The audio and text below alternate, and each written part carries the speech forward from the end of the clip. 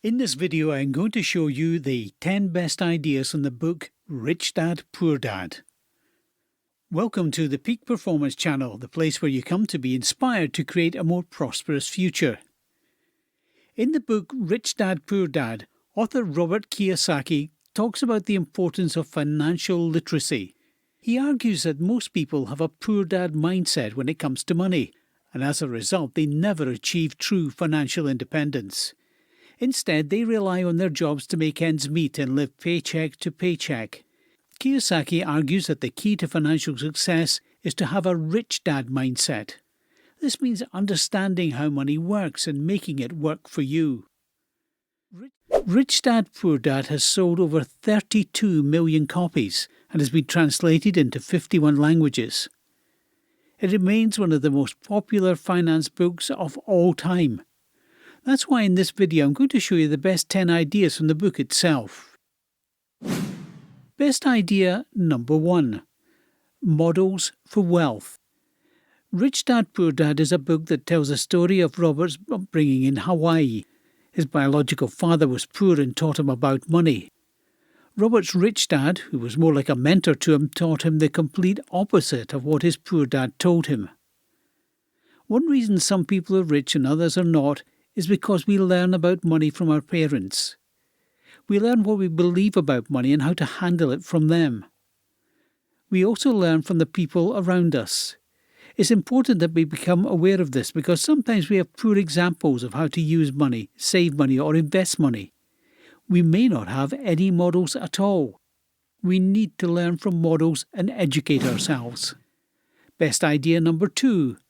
Be broke, not poor.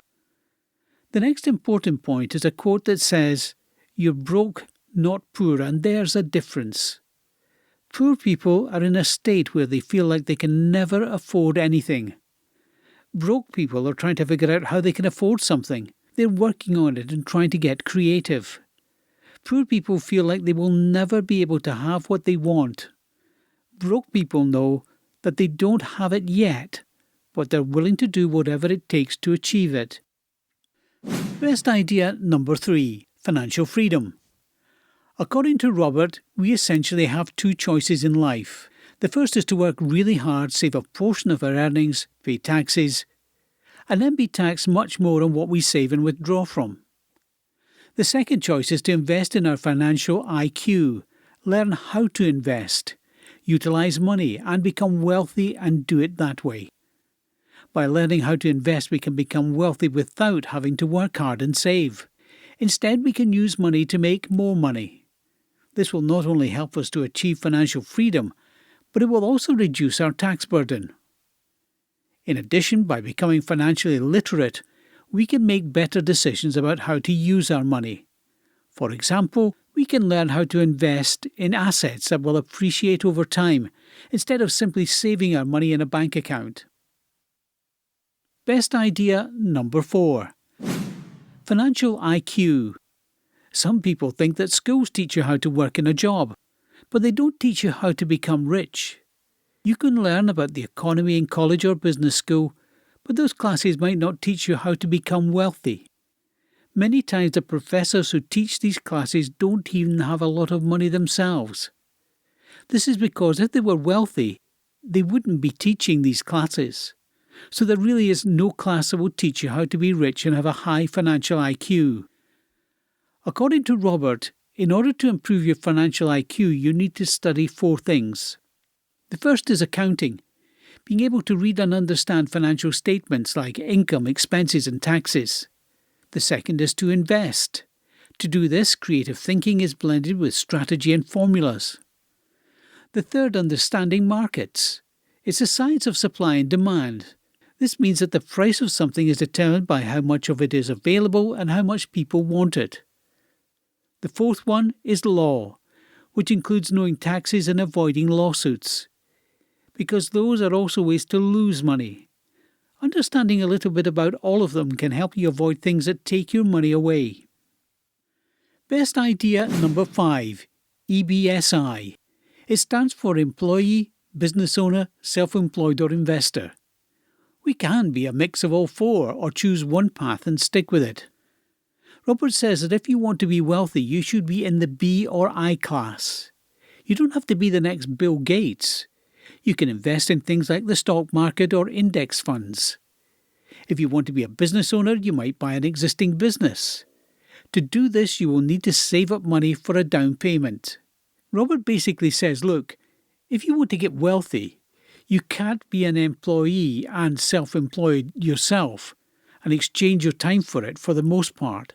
So focus on being a business owner or an investor, and that'll start you on the route to becoming wealthy. Here's a quick reminder before we continue. Make sure you smash that like button and hit the subscribe and notification button if you haven't already done so. That means that YouTube sends you more of these kinds of videos and it helps our channel as well. Now, let's get back to the video and best idea number 6, assets. People get money from their jobs. Other things that make us money are called assets. These are things like stocks, bonds, and income-generating real estate. Basically, anything that will appreciate more in the future is an asset. Robert says that the key to becoming wealthy is to accumulate assets over time and have them appreciate in value. This will allow you to use those assets to buy even more assets and continue growing your wealth. Albert Einstein said that the 8th wonder of the world is the power of compounding. This means that if you start with a small amount of money, it will grow bigger and bigger over time. That's why it's important to think about how you can accumulate assets over time. Best idea number 7, liabilities. Robert also says that the next point is knowing what a liability is. A liability is something that takes money out of your pocket, so it's important to reduce liabilities and keep your expenses low. Grow your income, not your lifestyle. This means that if you get a raise at work, you don't need to spend the extra money on things like a bigger house or car. You can use it to grow your savings or invest in something else. Best idea number 8, power of compounding. When we're talking about assets, we mentioned that the power of compounding can make someone even richer. This happens when you keep reinvesting your earnings so that you can grow even more over time. For example, let's say you have $100 that you invest at an interest rate of 10%. After 1 year, you'll have earned $10 in interest, and your total investment will be worth $110. If you reinvest that $10, then the following year you'll earn 10% on $110, which gives you $11. As you can see, each year your investment will grow larger, and the amount of money that you earn in interest will also grow larger. This process can continue for many years, leading to a dramatic increase in your overall earnings. Best idea number 9, pay yourself. The next big point in this book of Rich Dad, Poor Dad is to pay yourself first. So it says each month when you get your paycheck, before you do anything, before you even pay bills, before you buy groceries, before you pay taxes, pay yourself first. You should put aside some money for savings and investments. The idea is that by prioritizing your own financial well-being, you'll be in a better position to weather unexpected expenses and take advantage of opportunities to grow your wealth. Now, while there's no magic number for how much you should save each month, experts typically recommend setting aside 10 to 15% of your income. So, if you make $3,000 per month, you should aim to put away at least $300 to $450. If you can't seem to find room in your budget for savings, try cutting back on some of your less essential expenses. Best idea number 10, getting started. 10 action steps. 1. Get out of the rat race. 2. Build and protect your credit score. Number 3. Buy assets that put money in your pocket.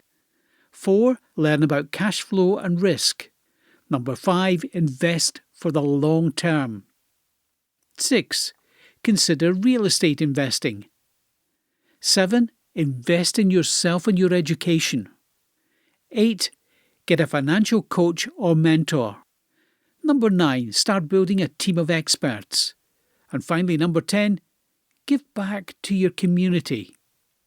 These are the 10 action steps to getting started on the path to financial freedom, as outlined in Robert Kiyosaki's book Rich Dad, Poor Dad. Now, while some of these steps may require more effort than others, Each one is essential for creating a solid foundation for your financial future. By taking these steps, you'll be well on your way to achieving financial independence and true wealth. Thank you for being all ears throughout the entire video. To create is effort, to copy is genius, Albert Einstein. And if you want to expand your income by building an online income, feel free to contact me so we'll get things moving right away. Remember, if you want to change your life, let's make a change together. You need to make a change.